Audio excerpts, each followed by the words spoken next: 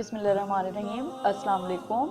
मेरा नाम डॉक्टर ज़ेबा हिसाम है और मैं यहाँ ज़ुबैदा मेडिकल सेंटर में एज कंसल्टेंट फिजिशियन काम करती हूँ।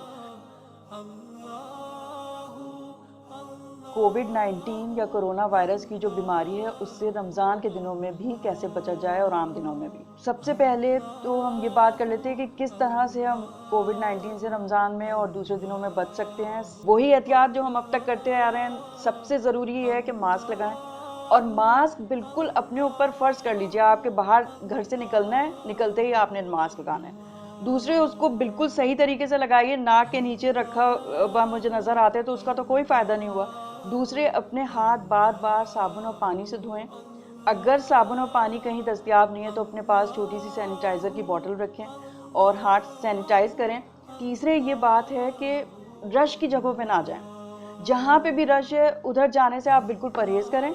और चूँकि रमज़ान में तरावी का इज्तिमा होता है तो मैं ये कहूँगी कि भाई बराए मेहरबानी मस्जिद जाते हुए तो इन SOPs का बहुत ज़्यादा ख्याल रखना है। चौथी बात जो बहुत ज़रूरी है और अभी यहाँ पे पूरे मुल्क में हो भी रही है वो ये है कि वैक्सीन दस्तयाब हो चुकी है। हमें चाहिए कि वैक्सीन लगवा लें। वैक्सीन लगवाने के लिए बिल्कुल परेशान होने की ज़रूरत नहीं है। उससे पहले कोई टेस्ट कराने की ज़रूरत नहीं है। इवन अगर कोरोना आपको हो भी गया था और अब आप ठीक हो गए हैं तो 15 दिन के बाद आराम से आप वैक्सीन लगवा सकते हैं। 60 साल की उम्र के लोग लगवाएं, 50 साल की उम्र के लोग लगवाएं, तो वो वैक्सीन लगवा के सिर्फ यही तरीका है कि हम इस बीमारी को शिकस्त दे सकते हैं।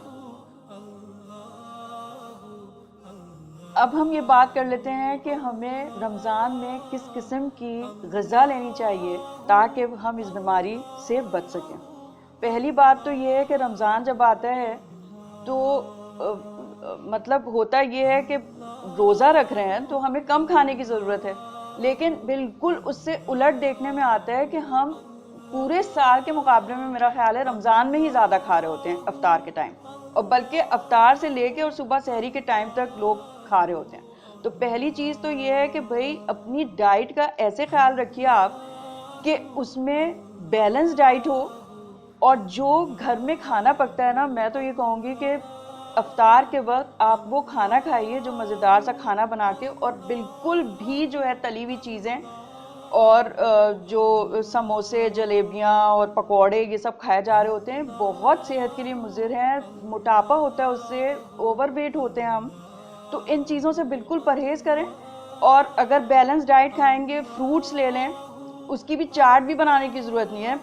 फ्रूट लीजिए और जो है वो सब्जियां यानी सैलेड, और आपका जो रोटी और खाना है वो खाइए, ठीक है। तो उससे हम बहुत ज़्यादा अपने आप को महफूज रख सकेंगे क्योंकि हमारी इम्यूनिटी बूस्ट हो जाएगी।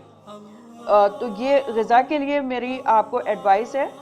और जिस तरह हमें अपने हर चीज़ में अपने नफ्स को काबू में करने की ज़रूरत है, तो सबसे बड़ी चीज़ ये है कि अपना ये खाने पीने का हम ख्याल रखें तो कोई हमें मसला नहीं होगा। और जो लोग स्पेशली डायबिटिक हैं उनको ज़रूर डॉक्टर के पास जाके अपनी शुगर चेक करवा लेनी चाहिए।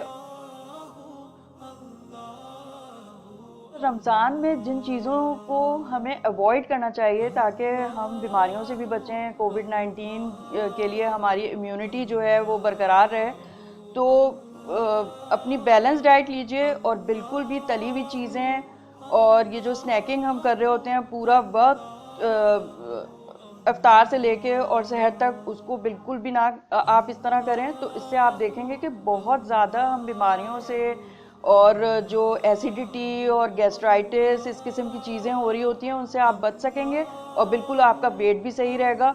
और रमज़ान का वैसे भी जो है यही एक इतनी बरकतों वाला महीना है, तो मेरा ख्याल है कि ज़्यादा हमारा फोकस जो है वो इबादतों की तरफ होना चाहिए, ना कि हम बाज़ारों में घूमते रहें। कोरोना की और भी ज़्यादा पे हम डिस्पोज होंगे, तो बेहतर ये है कि घर में रहिए, इबादतें कीजिए और सिंपल जो है ना वो अपनी ग़िज़ा लीजिए। तो कोई वजह नहीं है कि आपकी इम्यूनिटी भी बूस्ट ना हो और आप कोरोना से और दूसरी बीमारियों से बच सकेंगे।